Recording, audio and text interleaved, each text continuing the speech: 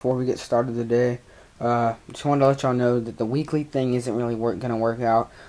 So I'm just gonna end up having to do whenever I get around to it. So the weekly videos will not be weekly anymore. They'll just be sort of random. So I'm sorry for that. It just once we got done with the break, school just got a little too confusing. So okay. Now moving on to today's topic, it is the importance of surveying your surroundings, surveying the pond, and learning pond or lake where you're fishing, and learning what baits to choose, what places, and what you're going to do when you do them, how you're going to rig them. Now, you look out into the pond. So you look out into the pond, and you see lots and lots and lots and lots and lots and lots of weeds. Well, if it's warm outside, you're going to want to go with something, as my top water box would be,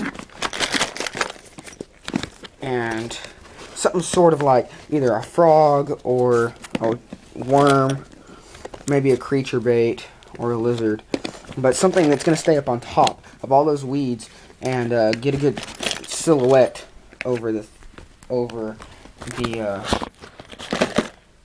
weeds and things. So something out of this box here, I would choose maybe a worm on top.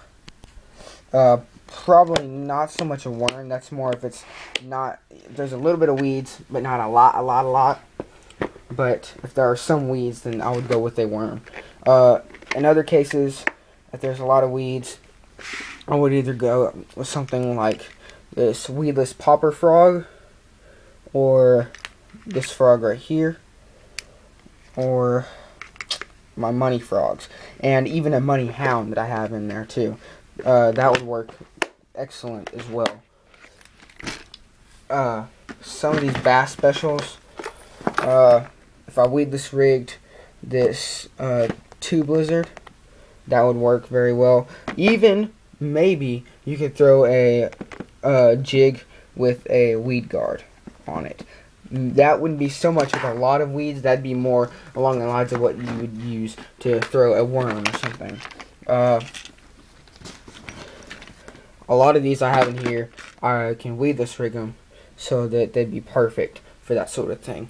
Okay, let's say you look out and you see lots of limbs and things.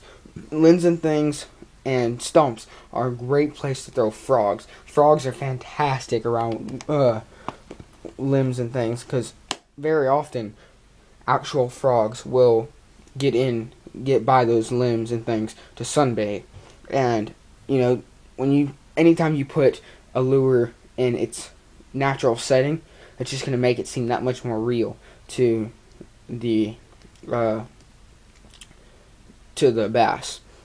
So stumps and things like that.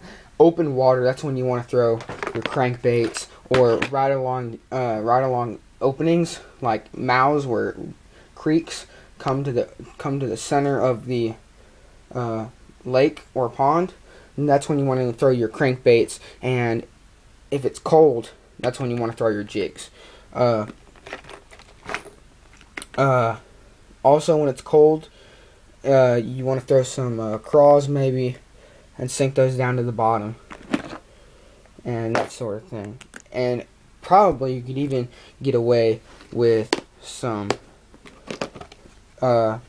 worms, some wacky rigging, or some Texas rig, and put a billet weight on there. Maybe a quarter ounce, or something like that. So, and then in the summer and fall is when you want to throw out your spinners, your buzz baits, that sort of thing. Now, moving into spawning season, that's when you really want to go into those craws right there, craws and things like that. Things that are going to go over those beds. Even these little Mr. Twister double split tails. If I were to Texas rig those with a bullet weight and drag those over the top, all those little feelers right there, those are going to really disturb up those beds and get those bass hitting hard. So, guys, whenever you get out onto a lake or a pond, first thing before you even rig it up, before you cast, before you do anything, you want to go out there and you want to look at your surroundings. Look and see what you got. My local pond has a lot of weed beds, but only at certain times will they come up to where I normally fish. And where I normally fish has a big stump, has a really big stump. But also what you want to do is you want to find those isolated structures, such as one big stump, as I fish a lot, and one hanging tree. And you want to look for those beds underwater, those fallen weed beds, sunken weed beds, those type of things. Analyzing what you're going to do before you actually go out there and do it is going to really help you with beginning to be a better fisherman, as far as understanding where the bass are going to be. So that way all you got to do is put something in front of them, and you already know what you're going to put out there in front of them, and they're going to be hitting like crazy. So remember, survey your surroundings when you're doing these things, and look for isolated structures. And think about the times. A lot of time when it's cold, I'll ignore the temperature outside and feel the water. The water is what determines whether the fish are going to be biting or not. Sometimes when it's cold and the water's warm, I'll throw a frog out there just because it's warm underwater and that vibration's going to get those frogs going.